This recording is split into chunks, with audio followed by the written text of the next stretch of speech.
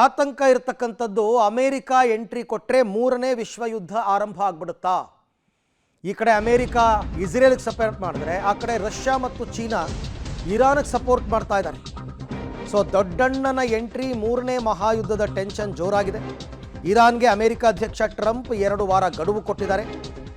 ಯುದ್ಧಕ್ಕೆ ರೆಡಿಯಾಗಿರುವ ಅಮೇರಿಕದ ಸೇನೆ ಕೊನೆಯ ಎಚ್ಚರಿಕೆ, ಮುಂದಿನ ವಾರ ಬಹಳ ದೊಡ್ಡದಾಗಿರುತ್ತೆ ಅಂತ ಟ್ರಂಪ್ ಕೂಡ ಹೇಳಿಬಿಟ್ಟಿದ್ದಾರೆ. ಟ್ರಂಪ್ ಹೇಳಿಕೆ ಬೆನ್ನಲ್ಲೇ ಮೂರನೇ ವಿಶ್ವಯುದ್ಧದ ಭೀತಿ ಈಗ ಎಲ್ರಿಗೂ ಕೂಡ ಕಾಡ್ತಾ ಇದೆ. ಒಂದು ಕಡೆ ಅಮೇರಿಕ ಸಪೋರ್ಟ್ ಮಾಡಿದ್ರೆ, ಮತ್ತೊಂದು ಕಡೆ ರಷ್ಯಾ ಚೀನಾದವರು ಕೂಡ ಇರಾನ್ಗೆ ಸಪೋರ್ಟ್ ಮಾಡೋದಕ್ಕೆ ರೆಡಿಯಾಗಿದ್ದಾರೆ.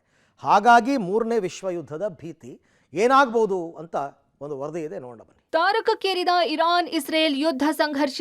ಇರಾನ್ ವಿರುದ್ಧ ಅಖಾಡಕ್ಕೆ ಇಳಿಯುತ್ತಾ ಅಮೆರಿಕ.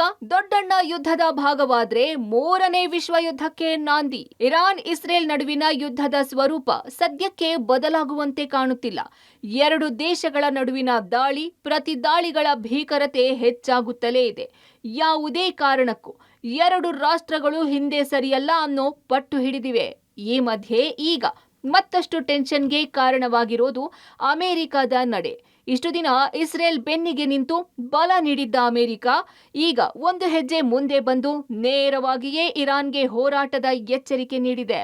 ಇದು ಮೂರನೇ ಮಹಾಯುದ್ಧಕ್ಕೆ ನಾಂದಿಯಾಗುತ್ತಾ ಅನ್ನೋ ಟೆನ್ಷನ್ ಹೆಚ್ಚಿಸಿದೆ.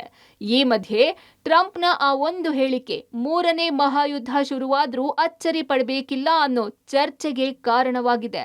ಇರಾನ್ಗೆ 2 ದಿನದ ಹಿಂದಷ್ಟೇ ಟ್ರಂಪ್ ನೇರ ಎಚ್ಚರಿಕೆ ನೀಡುವ ಮೂಲಕ ಹಿಂದೆ ಸರಿಯುವಂತೆ ಹೇಳಿದ್ರು. ಆದರೆ ಇದಕ್ಕೆ ಬಗ್ಗದ ಇರಾನ್ ಸರ್ವೋಚ್ಚ ನಾಯಕ ಖಮೇನಿ ಕೂಡ ನಿಮ್ಮ ಪಾಡಿಗೆ ನೀವು ಸೈಲೆಂಟ್ ಆಗಿದ್ರೆ ಸೂಕ್ತ, ಇಲ್ಲದಿದ್ರೆ ಅಮೆರಿಕ ಕೂಡ ಪರಿಣಾಮ ಎದುರಿಸಬೇಕಾಗಲಿದೆ ಅನ್ನೋ ವಾರ್ನಿಂಗ್ ನೀಡಿದ್ರು. ಅದಾದ ಬೆನ್ನಲ್ಲೇ ನಿನ್ನೆ ಮತ್ತೆ ಇರಾನ್ ವಿರುದ್ಧ ಟ್ರಂಪ್ ಗುಡುಗಿದ್ರು. ತಾವು ಕೂಡ ಇರಾನ್ ವಿರುದ್ಧ ಸಮರಕ್ಕಿಳಿಯುವ ಮುನ್ಸೂಚನೆ ನೀಡಿದ್ರು.